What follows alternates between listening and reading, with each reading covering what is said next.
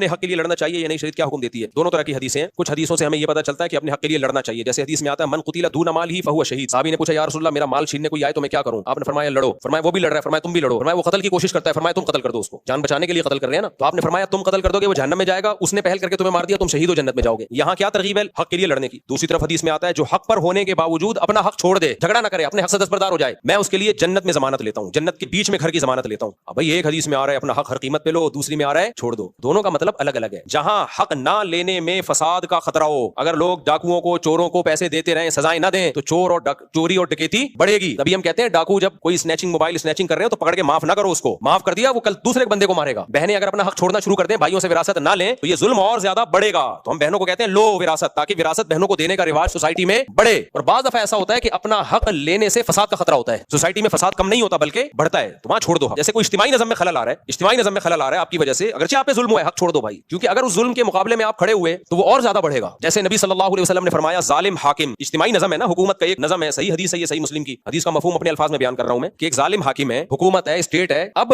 उसकी इताअत करनी है। बाज़ दफा क्या होता है वो आप पे जुल्म कर रहा होता है, अब आपने फौज लेके उसके ऊपर चढ़ाई कर दी, कत्लो गारत का ऐसा बाजार गर्म होगा कि मुल्क दो टुकड़ों में और हुकूमत भी ऐसी की तैसी हो जाएगी जो होती रही है माजी में। भाई इज्तिमाई नज़म है, फसाद होगा सोसाइटी में, इससे बेहतर है नबी ने सही हदीस है, अपने अल्फाज नहीं है, लिहाजा जो भी एतराज करना है फिर सोच समझ के करना। तो साहबी ने पूछा या रसूलल्लाह जालिम हुक्मरान हम पे मुसल्लत हो तो हम क्या करें। आपने फरमाया इताअत करो, यानी जायज चीजों में, नाजायज में नहीं। या रसूलल्लाह अगर वो हम पे जुल्म करे, फरमाया व इन ज़रबू ज़हरक, तुम्हारी पुश्त पे कोड़े भी मारे तो तुमने सब्र के अलावा कुछ भी नहीं। हक बात कहनी जरूर है। तो या रसूलल्लाह वो फासिक फाजिर हो, फरमाया उसको अल्लाह पे छोड़ दो, उससे अल्लाह इंतकाम लेगा। उससे कौन इंतकाम लेगा? अल्लाह। वजह क्या है? इज्तिमाई नज़म है भाई, उसमें अगर आपने ये काम शुरू कर दिया तो सारा सिस्टम ही खराब हो जाएगा। वहां अपने हक को छोड़ के अल्लाह से हक मांगो अपना। आप तबलीग जमात में निकले हुए हो, आपका हक है कि अमीर साहब 2 दिन हो गए कद्दू खिलाते हुए, आज गोश्त खिला दो, हम इतने गरीब लोगों की जमात नहीं है, आज गोश्त खिला दो। हक बनता है कि नहीं बनता? आज हमें निहारी खिला दो, अमीर का ऑर्डर नहीं कद्दू ही खाना है आपने, जुल्म है भाई है, जो पैसे भी गोश्त के हैं तो कद्दू क्यों खिला रहे हो। लेकिन वहां फड्डा करोगे आपके नहीं जी मुझे गोश्त चाहिए, मुझे अंडे चाहिए, सारा निज़म खराब होगा, झगड़ा होगा, गश्त वश्त गया, कीमतें शुरू हो जाएंगी, यार ये कैसा अमीर है। तो वहां क्या करना है? अल्लाह के लिए क्या खा लो भाई, कद्दू खा लो भाई, कल भी उम्मीद रखो क्या मिलेंगे, कद्दू मिले। बाज़ दफा बाप जुल्म कर रहा होता है, क्या आप बाप के से लड़े यार, आदमी क्या इंतकाम है, अल्लाह की खातिर उसके एहसानात ज्यादा है भाई। हमें याद है हमारे उस्ताद जहाज में सफर कर रहे थे, उन्होंने वाकया सुनाया,